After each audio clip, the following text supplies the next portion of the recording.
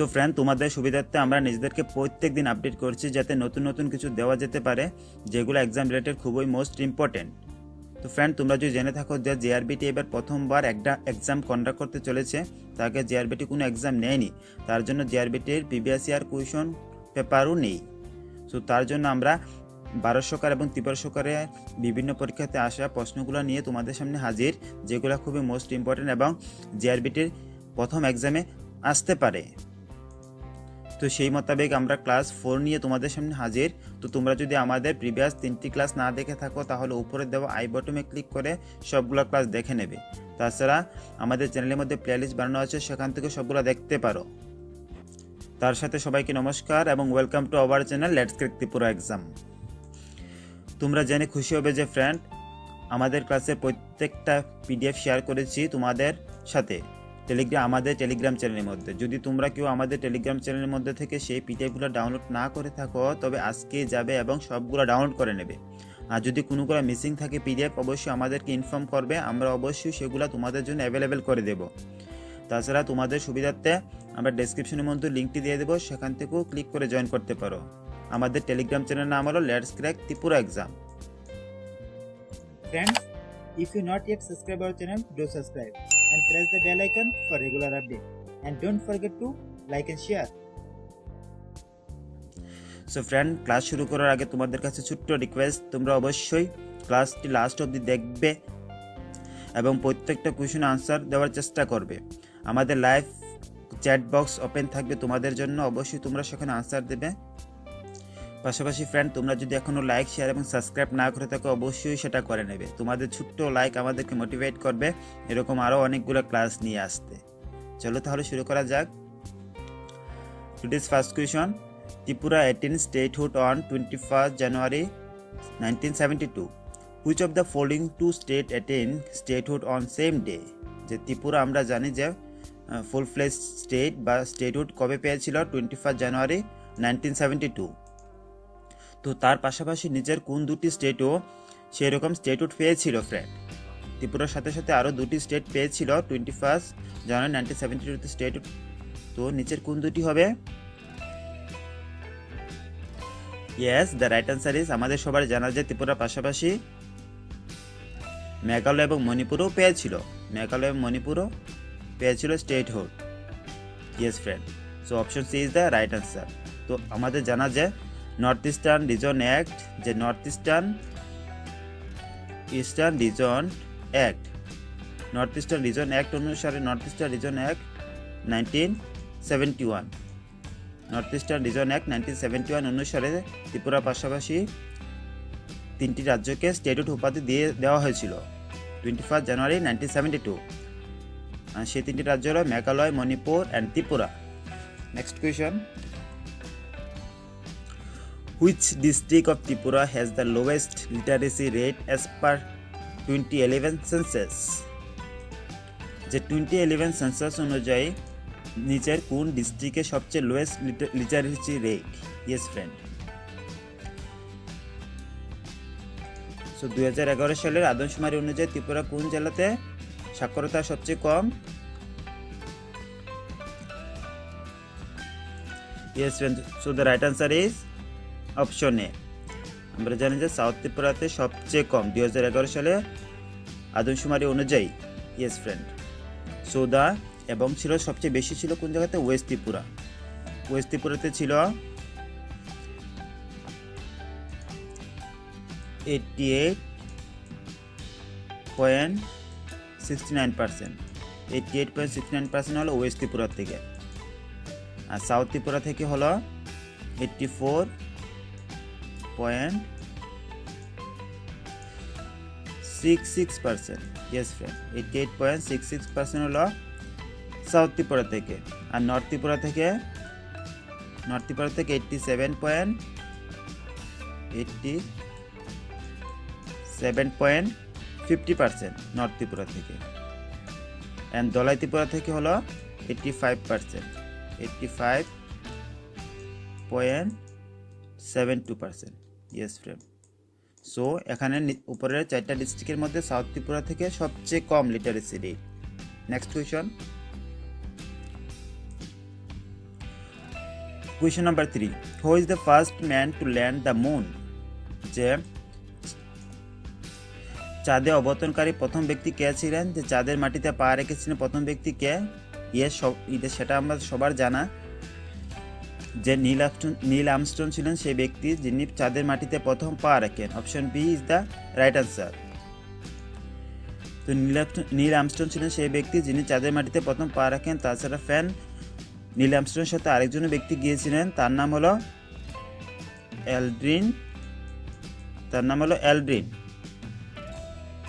তারা দুজন চাঁদের মাটিতে গিয়েছিলেন প্রথমে। তো তারা দুজন প্রায় 3 ঘন্টা ধরে চাঁদের মাটিতে হেঁটেছিলেন। প্রায় 3 ঘন্টা ধরে তারা চাঁদের মাটিতে হেঁটেছিলেন এবং তারা গিয়েছিলেন জুলাই 20, 1969 তারা গিয়েছিলেন। তোমরা যদি ফ্রেন্ডস এভাবে সেই সব কোয়েশনগুলো মনে রাখো, রিলেট করে মনে রাখো, তাহলে অবশ্যই ভুলার সম্ভাবনা থাকে না। তার জন্য তোমাদেরকে এসব এক্সট্রা ইনফরমেশন দেওয়া যেগুলো তোমাদেরকে আনসারগুলো মনে রাখতে সাহায্য করবে। Next question, which of the following is the youngest mountain range in India? যে youngest mountain range in India নিচের কোনটি? যে ভারতের বৃহত্তম কনিষ্ঠতম পর্বতশ্রেণীর নিচের কোনটি? যে youngest mountain range in India, সেটা আমাদের সবার জানা যে হিমালয়াস হলো youngest mountain range in India. এবং সেটা ফ্রেন্ড কি জাতীয় মাউন্টেন? আমরা জানি যে সেটা বঙ্গিল জাতীয় মাউন্টেন। সেটা কি জাতীয় মাউন্টেন? বঙ্গিল। সেটা বঙ্গিল জাতীয় মাউন্টেন। তো আমরা জানি যে ফ্রেন্ড হিমালয় প্রামীর গ্রন্থি থেকে নির্গত হয়েছে। এবং তার আগে আমরা জানি যে হিমালয়ের আগে কি ছিল সেই স্থানটি? যে টেথিস সাগর ছিল। টেথিস সাগর তার পূর্বে ছিল। তো সেখান থেকে হিমালয় নির্গত হয়েছে। ইয়েস ফ্রেন্ড, যে প্রামীর গ্রন্থি থেকে হিমালয় নির্গত হয়েছে, তার আগে সেখানে টেথিস সাগর ছিল। Next question, on which date high court of Tripura was establish? ত্রিপুরার হাইকোর্ট কখন প্রতিষ্ঠিত হয়েছিল? এইসব কোয়েশনগুলা টিপিএসসির বিভিন্ন এক্সামে এসেছে। তো তার জন্য আমরা আজকের লাস্টেতে লিখিনি যে কোথা থেকে বা কোন ইয়ারে বা কোন এক্সামে এসেছিল। তো অ্যাকচুয়ালি বেশিরভাগ কোয়েশনও টিপিএসসি থেকে এসেছিল, তার জন্য লিখিনি আজ। তো so the right answer is option B is the right answer. যে 23 মার্চ 2013, যে 2013 সালের 23 মার্চে প্রথম ত্রিপুরা হাইকোর্ট এস্টাবলিশ হয়েছিল। আর আমরা ফার্স্ট চিফ জাস্টিস কে ছিলেন ফ্রেন্ড? ত্রিপুরা হাইকোর্টের ফার্স্ট চিফ জাস্টিস হলো দীপক গুপ্তা। ইয়েস ফ্রেন্ড, দীপক গুপ্তা হলো ত্রিপুরা হাইকোর্টের first chief justice. Next question, how many members are nominated to the state legislative council by the governor? যে গভর্নর দ্বারা স্টেট লেজিসলেটিভ কাউন্সিলে কতজন মেম্বার নমিনেট করা হয়? সো ফ্রেন্ড, একটা কথা তোমরা মনে রাখবে যে স্টেট লেজিসলেটিভ এবং স্টেট কাউন্সিল এবং state assembly দুটোটাই difference.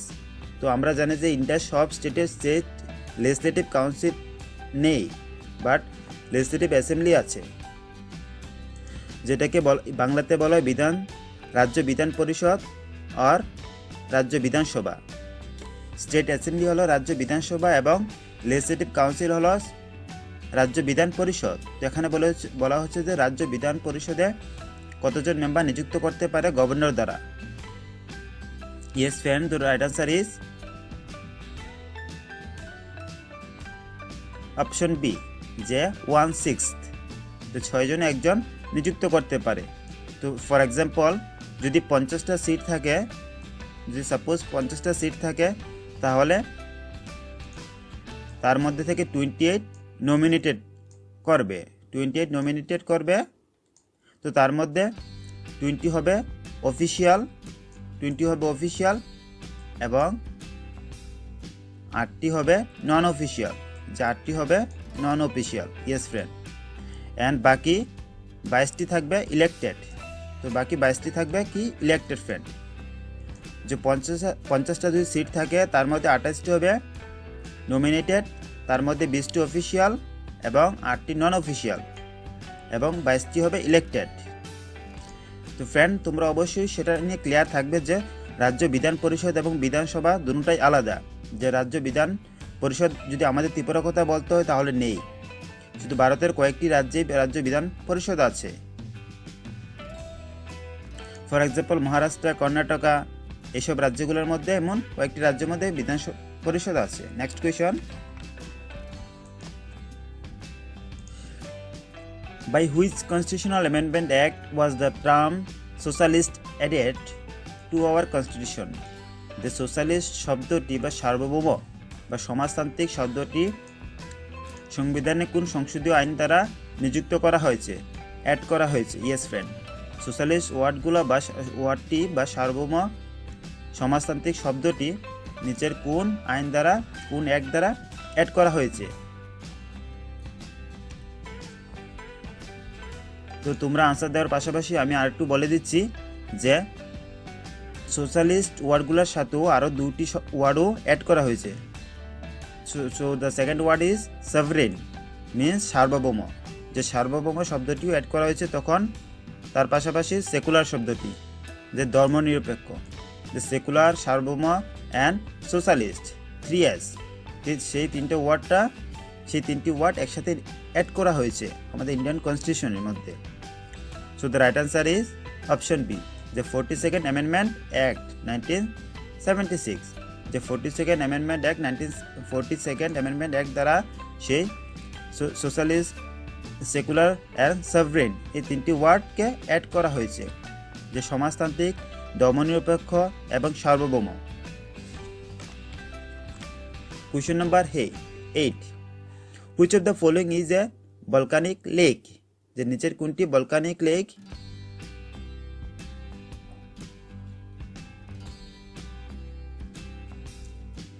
Yes, the right answer is যে আগ্নেয় জলাশয় নিচের কোনটি? Right answer is option C, যে লুনার লেক বা লুনার হ্রদ হলো ভলকানিক লেক। Yes friend.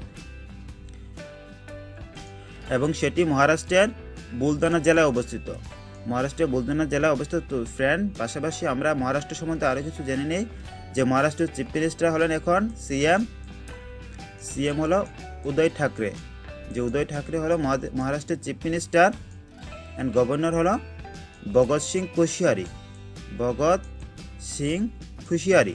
যে ভগৎ সিং কোশিয়ারি হলো গভর্নর অফ মহারাষ্ট্র। আর যদি চিফ জাস্টিসের কথা বলি, চিফ জাস্টিস হলো Dipankar Datta is the chief minister of Maharashtra. এবং Lok Sabha seat 48, and Rajya Sabha seat হলো 19। Lok Sabha seat 48, Rajya Sabha seat 19। Sorry friend, আমাদের হ্যান্ডরাইটিং সুন্দর না, তার জন্য অবশ্যই আমাদের খারাপ হ্যান্ডরাইটিংয়ের জন্য অবশ্যই তোমরা আমাদেরকে ক্ষমা করবে।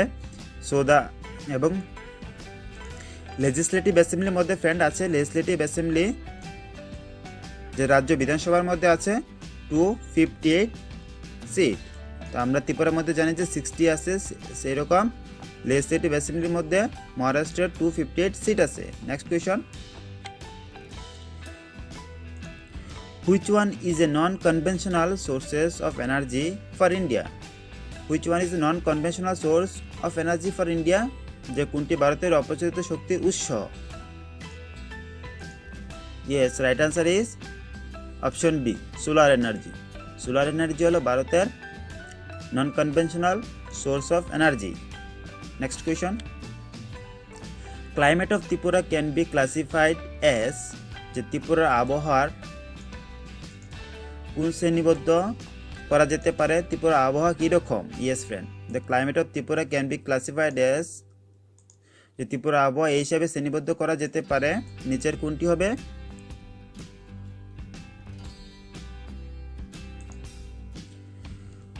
Yes, so the right answer is option B, tropical savanna, যে ক্রান্তীয় সাভানা হলো ত্রিপুরার climate. Next question, Khudiram Bose was associate with, যে ক্ষুদিরাম বসুর নাম তো আমরা সবাই শুনে থাকি, সবাই শুনেছে ক্ষুদিরাম বসুর নাম। তো ক্ষুদিরাম বসু নিচের কোনটির সাথে যুক্ত?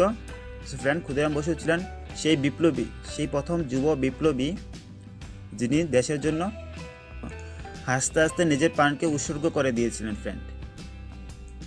এবং উনি 15 বছর বয়সে অনুশীলন সমিতিতে তিনি যোগদান করেন। 15 বছর বয়সে তিনি অনুশীলন সমিতিতে যোগদান করেন। তাছাড়া 1908 সালে ফ্রেন্ড, 1908 সালে তিনি প্রথম সেই যুব বিপ্লবী, 1908 সালে তিনি প্রথম সেই যুব বিপ্লবী যিনি দেশের জন্য আত্মত্যাগ করেন। এবং তোমরা জানবে যে মৃত্যুর সময় ওনার বয়স কত ছিল? যে 18 বছর 18 years 8 months 18 years 8 months and 18 days, যে 18 বছর 8 মাস এবং 18 দিন ছিল ওনার বয়স। ইয়েস, তিনি তখন সময়ে নিজের প্রাণ দিয়েছিলেন দেশের জন্য। তো জানি যে আমরা ব্রিটিশ বিচারপতি কিংসফোর্ড, যে ব্রিটিশ বিচারপতি কিংসফোর্ডের গাড়িতে তিনি বোমা নিক্ষেপ করেছিলেন এবং উনি তো মারা যাননি, ওনার পরিবর্তে 2 জন মহিলা মারা গিয়েছিল। তো সেই অপরাধে ওনাকে তখন ফাঁসি দেওয়া হয়েছিল ক্ষুদিরাম বসুকে। আমরা ক্ষুদিরাম বসুকে অনেকভাবেই জানি, চিনে থাকি, ওনার বিষয়ে আশা করি তার আগেও শুনেছি। তো উনি হলেন সেই বিপ্লবী, সে যুব বিপ্লবী যে দেশের জন্য প্রথমে প্রাণ দিয়েছেন 1908 সালে। নেক্সট কোয়েশন,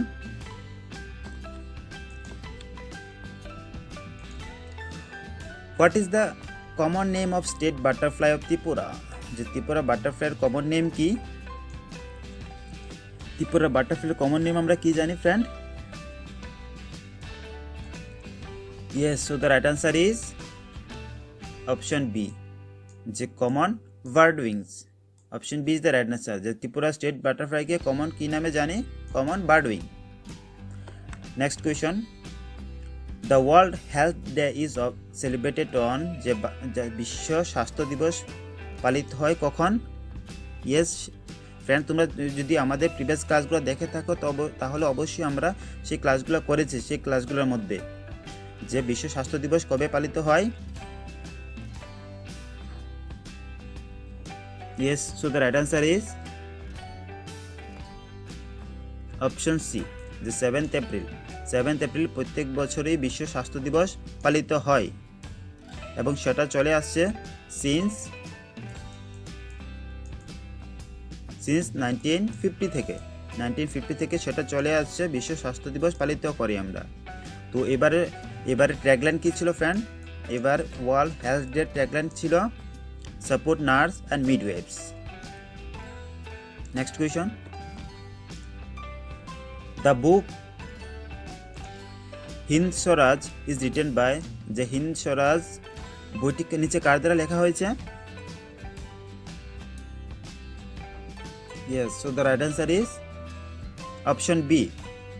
অপশন বি জানি আমরা যে এম.কে. গান্ধী, যে এম.কে. গান্ধী ছাড়া সেই বইটি লেখা হয়েছে, হিন্দ স্বরাজ বইটি লেখা হয়েছে এবং সেটা লিখেছিলেন 1909 সালে সেটি লেখা হয়েছিল friend. Next question, the term cabinet is mention in which of the following article of the constitution? The cabinet ওয়ার্ডটি বা মন্ত্রী পরিষদ শব্দটি নিচের কোন আর্টিকেল দ্বারা মেনশন করা হয়েছে ফ্রেন্ড? সো ক্যাবিনেট ওয়ার্ডটি কোন আর্টিকেল দ্বারা মেনশন করা হয়েছে?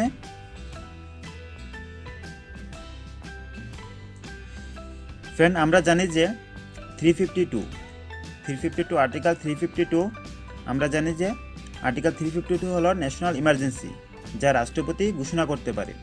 তো সেটা হলো ন্যাশনাল ইমার্জেন্সি, যা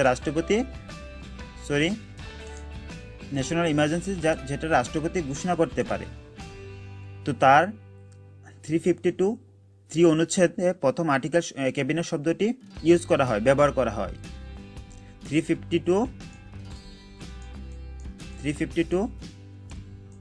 থার্ড অনুচ্ছেদে প্রথম ক্যাবিনেট ওয়ার্ডটি ব্যবহার করা হয়। ইয়েস ফ্রেন্ড, 352 থার্ড অনুচ্ছেদে অনুসারে। এবং সেই ক্যাবিনেটে পরামর্শী ফ্রেন্ড রাষ্ট্রপতি জরুরি অবস্থা বা ইমার্জেন্সি ঘোষণা করতে পারেন। So the right answer is, এখন সবাই জানা হয়ে গেছে আশা করি, যে আর্টিকেল 352 তে ক্যাবিনেট ওয়ার্ডটি মেনশন করা আছে, যে আর্টিকেল 352 তে ক্যাবিনেট ওয়ার্ডটি মেনশন করা আছে। Yes friend, 352 is the right answer. Next question,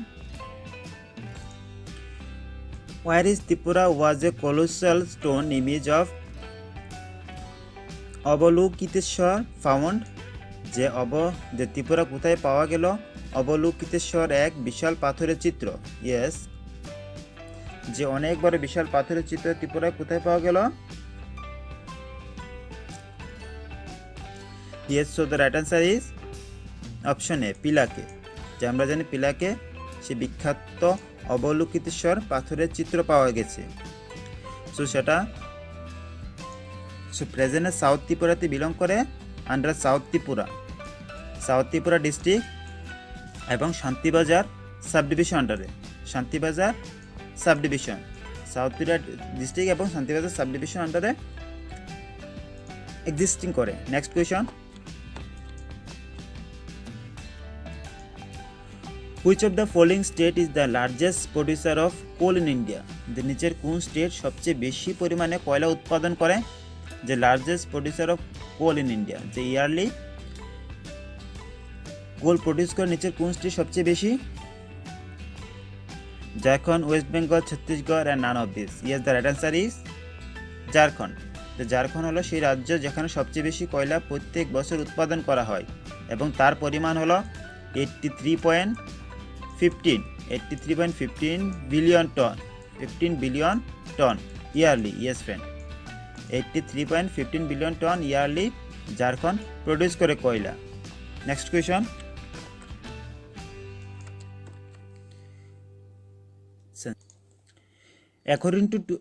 according to 2011 census of India, the population density of Tripura is, যে ভারতের 2011 সালে আদমশুমারি অনুসারে ত্রিপুরা জনসংখ্যা ঘনত্ব কত? যে ত্রিপুরা জনসংখ্যা ঘনত্ব কত 2011 সালে জনসংখ্যা গণনা অনুযায়ী? Yes, the right answer is option A, যে 350 পারসন প্রতি বর্গ কিলোমিটার, যে 350 জন হলো প্রতি বর্গ কিলোমিটারে friend. And today's last question. So friend, আজকে আরেকটি কোয়েশন নিয়ে আসতে বলে গেছি, তো তার জন্য আজকে 19টি কোয়েশনই তোমাদের সামনে। Agartala in Tripura is located at following Latitude and longitude, যে ত্রিপুরা রাজধানী আগরতলা, যে ত্রিপুরা আগরতলা নিম্নলিখিত অক্ষাংশ এবং দ্রাঘিমাংশে অবস্থিত, যে কত ডিগ্রি অক্ষাংশ এবং দ্রাঘিমাংশে অবস্থিত?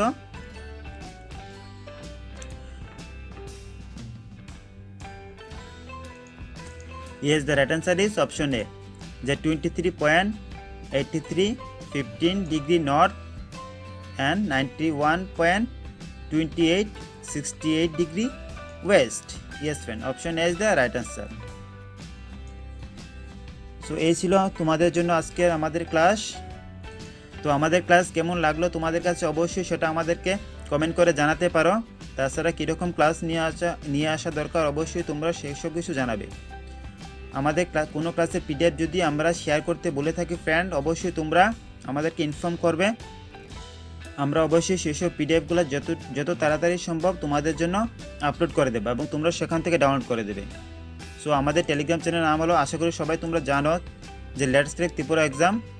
তাছাড়া আমরা ভিডিও ডেসক্রিপশনের মধ্যে লিঙ্কটি দিয়ে দেবো, সেখান থেকে তোমরা ক্লিক করে জয়েন করতে। সো ফ্রেন্ড, তোমরা অবশ্যই নিজেদের খেয়াল রাখবে, বড়দের রেসপেক্ট করবে, ছোটদের ভালোবাসবে, পাশাপাশি তোমরা তোমাদের ব্যক্তিত্ব এইভাবে বিকাশ করবে যেন আশেপাশে মানুষ সেফ ফিল করে। ওকে, থ্যাংক ইউ অল।